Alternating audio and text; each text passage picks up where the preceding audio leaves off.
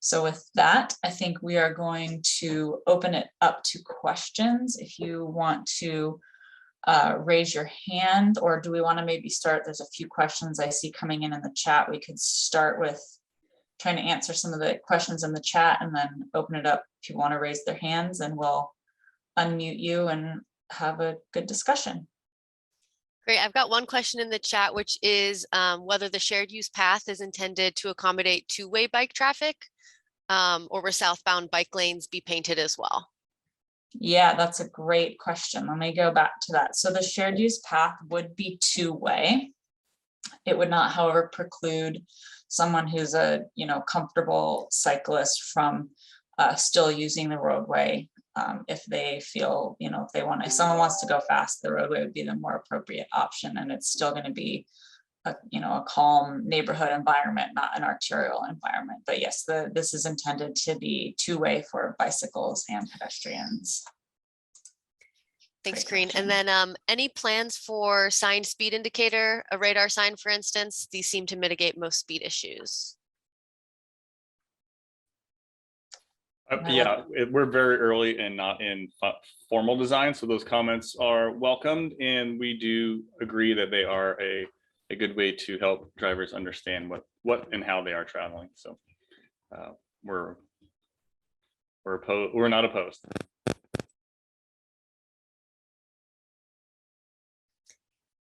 Maybe move on to Christopher Cole, who has hand raised. Yes. So you mentioned that it's like you have three almost blocks, south, middle, north, and you mentioned not all the funding. Will you do like it in stages, or will it be like get all the funding and then do it all at once type construction? Yeah, I would say that's a great question.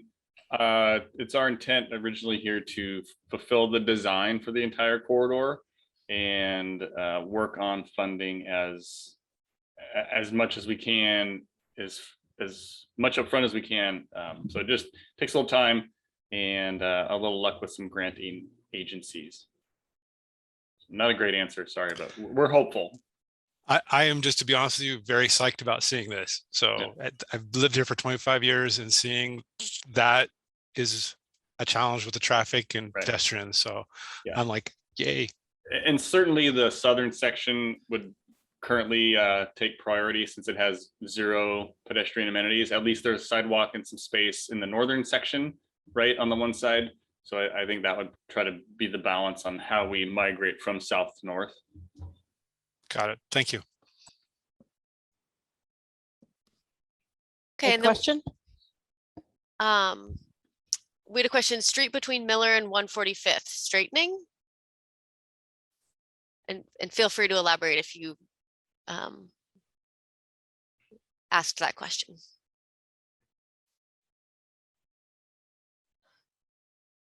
Okay, my question, sorry if I'm a novice at this. We live between Miller and Comegys, and I'm assuming that whole section is going to get straightened out. See, Sandy, yes. Right now, we wanted to fit within the right of way there and to really provide all the facilities we're talking about. We will likely need to straighten out that section there. I have no problem. Yeah. I am fine. There is a 30-foot easement right along the side of our property, and I'm assuming that's just get moved away. Unfortunately, the trees that are there probably are not in a spot where you can save them. Yeah, that's very likely. Yes. We were out there looking the other day. I'm thinking of my landscaping. I know it's silly, but everybody's got their hobby. Timeline, are we thinking a year or two out when this is actually going to happen? Yeah, I would certainly say our contract now is to do the preliminary work, all the survey and data collection we need, and then come forward with a preliminary and preferred alternative. And then once you get to that point, you would then go into production mode for your plans, specs, and your engineering work. We're going through the primary phase of that. So once we get through that primary phase, if we decide and council supports moving forward with full design, that would probably take the better part of 8 to 12 months to facilitate full paperwork and permitting. And then you would go to construction. And we think, depending on when you would bid the job and start construction, it's probably a 12 to 18 month start to finish. Okay, lots of time. Okay, Yeah. thanks, guys.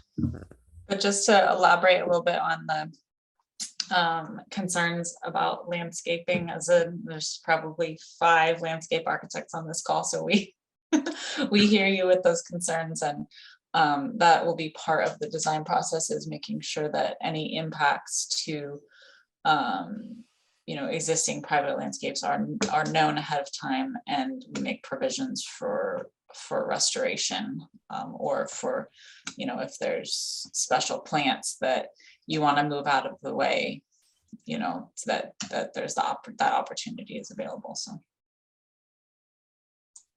We had a question, which option does the design team prefer and why, or is it too early to say? I can take a stab at that. I have a preference, which is option 2, with a shared use trail, from an engineering standpoint. So with this project, we are creating new impervious surfaces. And so if we put the bike lane within the travel lane, that would be considered pollution generating. If we move it off of the roadway and put it in the shared use path, that is still impervious surface, but it's not pollution generating. So from that sense, in the engineering sense, that's why I prefer the shared use path option. Great. How thanks about so you, Corinne? Do you have a different opinion? That's from the engineering side. What about the urban designer side? well, I do think that they both have pluses and minuses, like I mentioned. Let me just pop down to that. So, operationally, for bicyclists that are strong and confident, staying in the roadway, might be a preferable option, just for getting, you can continue south or north. However, from a neighborhood, let's make this comfortable for users of all ages and abilities, the shared use path certainly is going to be more comfortable. It does provide that additional kind of narrowed feeling to the road with for traffic calming, and also just to keep that existing character, with the caveat that where this transitions back into the southern segment, where we showed bike lanes on both sides, that it will involve creating a good safe crossing at that location for people specifically heading southbound to get back into the correct side of the road. So I don't have a strong yay or nay on either one, but they definitely have pluses and minuses to consider. So we're eager to hear what those of you who will be using it think. And Chris with his hand up. Yeah, thank you. And thank you all for presenting this today. We really appreciate it. I appreciate you reaching out to us. I have a couple of questions. First, I will say I agree with all the comments. Option 2, especially as someone who lives on 3rd, is really it's really preferred, and I think really protects children who are one of the major users of this space. One question for you: have you considered in the design, one of the areas that is worth improving is crossing over 3rd for especially kids getting to Taylor Park? So something like a lighted crosswalk, pedestrian crosswalk, or something like that to facilitate, safe crossing to the park, especially as we put in hopefully this shared use trail on the north side. Yeah, and Chris, some of the consultant team. So on the corner of Park, which is 1 block south of Dorothy, there is a Taylor Park in the woods there, and it has a playground and some trails. So that's kind of the area. It's a tough area because we likely won't have sidewalk through the creek section right on the west side if we go with that the preferred alternative 2. So we'd have to look at some kind of crossing right in that area, like you're mentioning. Yeah, exactly. If there was just like a button that you could press that would at least flash the lights so they could, cross there, I think that would be a great thing. And we'd prefer those at the intersection of Kennedy and make, people go back that half a block, but with nothing else on the other side, it's going to be tough. So that will be a pretty detail oriented review in that area once we get to that level. But it's a good comment to bring forward on the park on the west side. Yeah, thanks. I guess another question too is, with these improvements, has there been discussion of burying all the power lines that are crisscrossing above Third when we do this work? Yeah, that is the standard. So that's the. Yeah, yes, I believe so. That was, I think most of the overhead lines that run parallel on Third is north of Kennedy, if I'm not mistaken, on the west side. So we are looking into that. South of Kennedy, I think it's just cross streets, which is not too difficult as well. But I believe the plan is to underground where we encounter them. Yeah, fantastic. I guess my one last question, and I'll let others ask. You had presented some of the different traffic calming implementations that you could put into place, and these plans, how close are these to final in terms of, are we still considering, like, I know that especially the northern segment and Co-Clemens have a chicane element, they'll have, a narrower lane, especially if you go with option 2. Is there still discussion of adding roundabouts in this area too, or is this pretty close to what we're looking at? As far as the roundabout locations, I believe the city prefers them versus four-way stops. So the two locations that are really ideal for that, and we can work within the right of way for a majority of the majority, is 143rd and 145th, because they do have a little bit higher traffic volumes. If it's just a residential street like Third Circle, or I'm not sure what the other ones are, Miller Street even, they don't have as much traffic volume. And so those will remain just stop controlled through the minor side streets. Fantastic. All right. Thank you so much. I look forward to that on 145th. I think that's a really needed place. Okay, I'm gonna get to the people with hands up soon, but I'm gonna throw in another one from the chat, which is, so there's sidewalks in the southern segment that are all broken up because of the tree roots. Will these be fixed? It is impossible to get a wheelchair through there currently.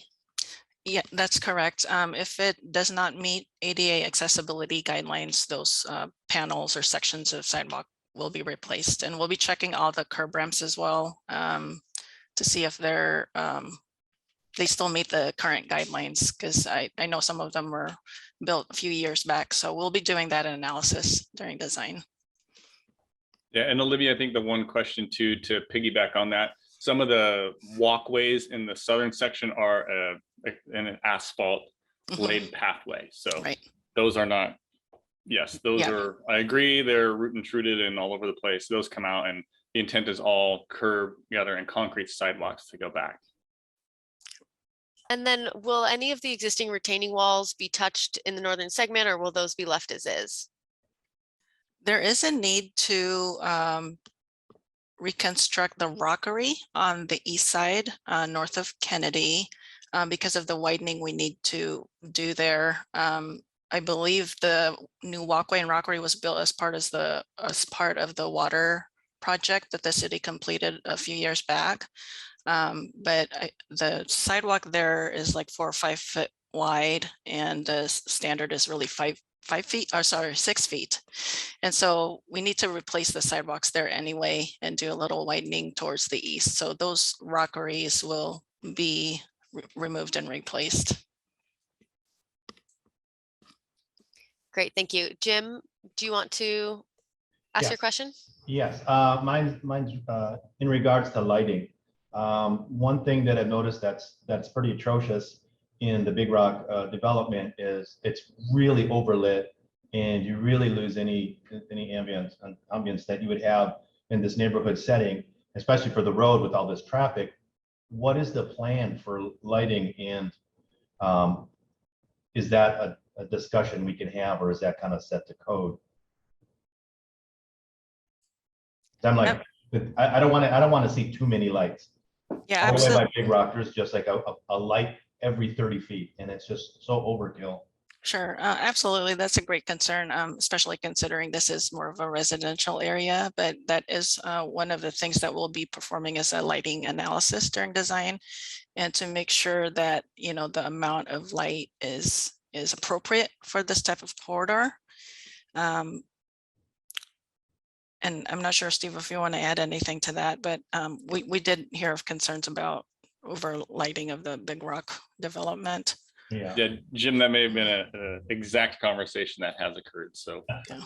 And also the tone of the hue of the light too, that it's Mhm. not this bright Yeah. light that is like, it looks like a parking lot, and kind of lose that nice feeling.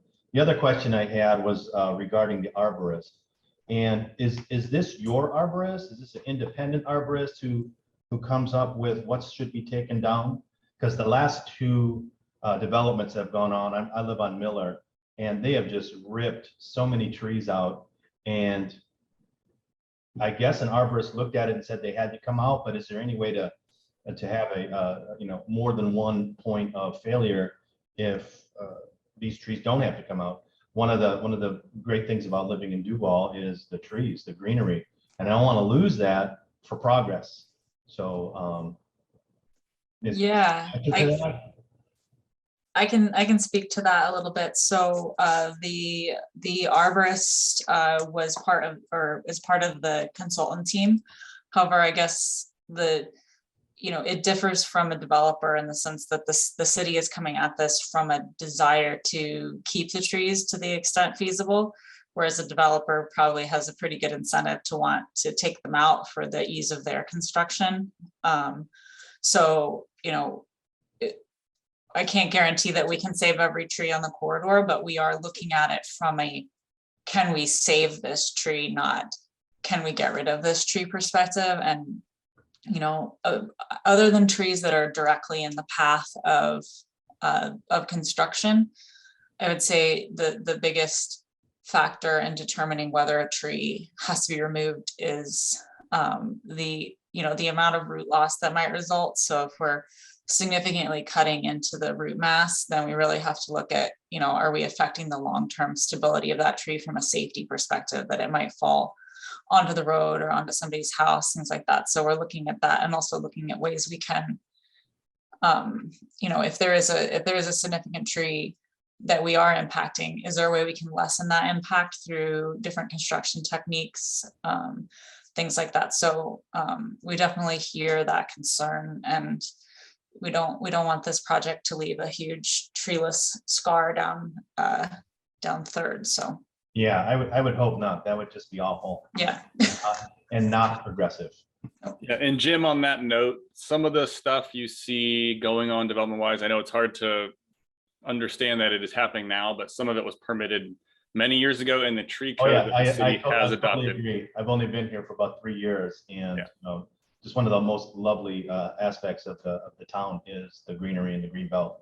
And to see more of it in the last 3 years just get totally ripped up, like that spot between, I think it's 145th and the new development, they just took out everything. And it was saddening to see that much rape of the land for progress. Well, what someone might call progress. The point I was making is the tree code has been updated, because again, some of the stuff that is there is much older in its paperwork and processing. So that the city tree code is fairly and very strict, and you don't get to see that yet because things that you see coming out of the ground today are 5 years in planning. So, but yes, we hear you and we understand, because the sentiment of council is roughly the same. So great. Thank you for your time for all this. This is great. Dawn, who has their hand up?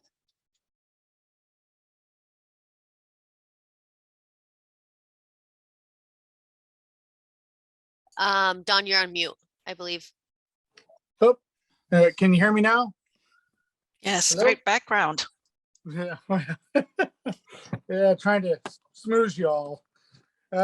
So, okay, I've already had a conversation with Gavin and Stephen before, and I'm not going to go into that too much until he gets back to me with his conversations with y'all. But The one point I want to bring up is, or question I should say, is concerning just due south of Miller Street, right on the corner of Miller and Third Avenue, where the road seems to jockey from the south or from the north part to the south part. And you're not utilizing the sidewalk area or land that is on the furthermost north part of Third Avenue and Miller Street. And it shows, if you look up here in this corner up here, I guess I don't know if you can see it, but so the road is going straight and then you jockey the road at Miller Street over, I don't know how many feet it is, but you're not using any part of that existing sidewalk property. And I'm kind of curious what the reasoning is for that. Don, just looking at my scroll map here, it looks like the width of it is not quite 6 feet. And the city would like to upgrade those sidewalks. I understand that, but you're yeah. not using all of the sidewalk. That's what I'm concerned about, is you're not using the existing land that is being used for a sidewalk. Instead, gotcha. you've moved it over across the street and taking that lady's driveway basically away from her. And I don't Gotcha. understand the point of jockeying right in the middle of Miller Street over away from that sidewalk. I see what you're saying. Very good point. That's definitely something that we can massage, because it looks like we do have a little bit more right of way on the west side there. That's a great point, Don. We'll take a look at that. Thank you. And then to be clear too, on Don's behalf, in the field when we met, and again, and Don, you know, the plan is very preliminary as far as what's Oh, presented. I understand. Yeah, Yeah. you know that. Right. Yep. But I think Don's point, which was great in the field, is, hey, the impact to the kind of the west edge is already at the western edge of improvement, right? Mhm. Yep, that's So, correct. you know, the more we can use that and facilitate, you know, traffic calming and, you know, whatever we need to do was a good point, because yeah, the good news is that's a flat section, Don, and you're not in the steeper section up north where every inch we Yeah. go left or right makes the driveway steeper either way. So, Yeah. but there's lots to consider, but thank you. Yeah. I just wanted to clarify that of why it was moved. It's kind of jockeyed a little bit. So use existing land where it is. So, and hoping you'll get back to me, Stephen, on the other things we've talked about. Yep. Good. Sorry for my picture.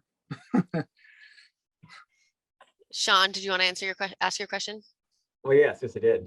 Good to see y'all. Hey, a quick thing. I mean, I love it. I love option number 2. I like loading those improvements in that shared use path as much as possible, even if that could be extended further to the south. I think those shared use paths are far more useful than 2 smaller segments, in my opinion.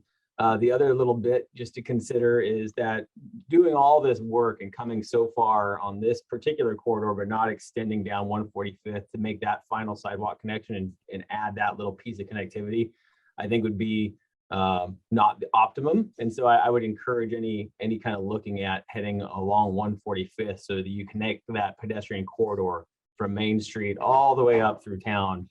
I think that'd be an opportunity that could be taken right here. So that's those are my 2 cents on that bit. We'll take that 2 cents, Mr. Tozer. And that was not a planted question for those who may or may not know. Sean was a project manager with the city for a very long time. But for the record, that was not a staff member looking at scope creep. So That's right. I can make all sorts of requests now. right. Thank you, Sean.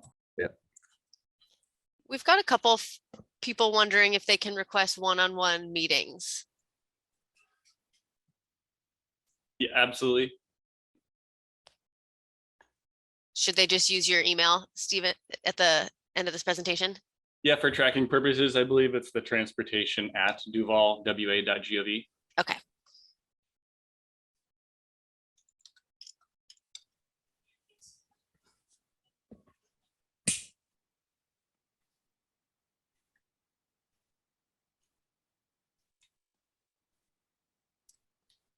Okay, that might be all the questions we've got for the moment.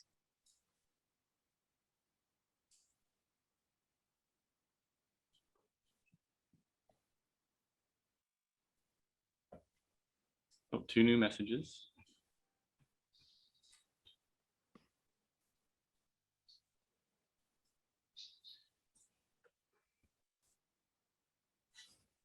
All right, well, I think that's a wrap.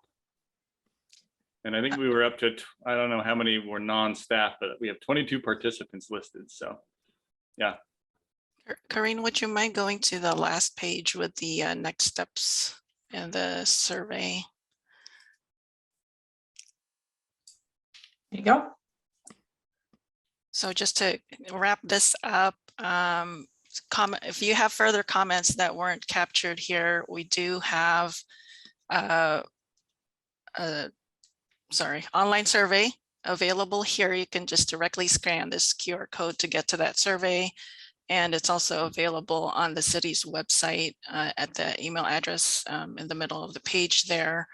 We will have this open and available for comments till April 15th. Like I said, we wanted to wrap up all feedback by April. So you have until that date to put in any comments here. And if you have further questions or want to request those one-on-one meetings with the city, the email you can use is transportation@duvalwa.gov.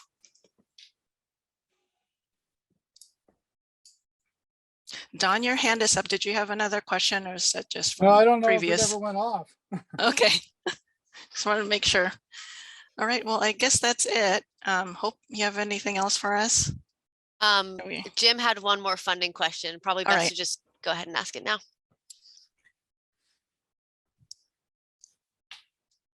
Jim, Yeah, did you want to go ahead? Okay, thanks. yeah, here, I just wanted to unmute and get the, I'm curious with the options on the north end of the project, if one is anticipated to be substantially more expensive than the other. You know, the shared use lane looks like it might require a lot of grading and retaining wall reconstruction. And if those funds would have a place in town somewhere else, if they weren't used here, or if this project and these grants are going to be specifically for this period. And is it general fund money, or is it just for this project? Yeah, we hope to use the transportation funding allocated. Whether we have enough by the time we do or don't get grants is of concern. But I think maybe hope on that section, the travel lanes are the same. And when you have the 5-foot bike lane, 5-foot planter, and 6-foot walk, you're at, technically with a 6-inch curb, you're at 16.5 feet. And the shared path is 6-inch curb, 5-foot planter, 10-foot path, 2-foot shoulder. So you're at 17.5. Yes, it is wider. But we will look at that and do a little engineering work. But it's a good question. It is a tight spot, and yeah, every foot over is, I'm sure, more than a foot up on some of those areas. So Yeah, just something to keep in mind though with the water quality impacts that we're having. So the more pollution generating surface that you have, the more water quality facilities you need to install, and those cost, you know, quite a bit as well. So there might be, I'm not sure, I can't tell you for sure, but it might be a wash in my opinion. yeah, and for those who do live in that northern corridor, we understand the slopes of your driveway down, if you're on the downhill side of the west side, or up on the east side, right? Again, every space we go over increases your slope. I would just put out there, the planter strip adjacent to those driveways would probably be reduced, so we could swing closer to the road section as is, and then try to minimize the vertical impact adjacent. So that's a standard section and standard detail. The standard isn't applied all the way through. So we will probably have some of those types of meandering of sidewalk closer to the curb line when needed to save some grading and allow kind of the existing approach into homes. But yeah, it is, retrofit projects are much more difficult than existing or building brand new roads. So we will do our best. Also, just noting that we have an additional meeting tonight at 6 p.m. So if you know anyone else who might be interested in hearing about this project, please let them know.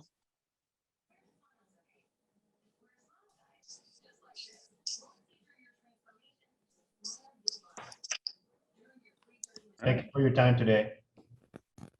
Yeah, thank you all very much. Great presentation. Thank you. Yeah, For thank you all for participating, coming. calling in. Yeah. All right, do more of this. All right. Have a great day. All right. Have a wonderful afternoon, everybody. Thank you.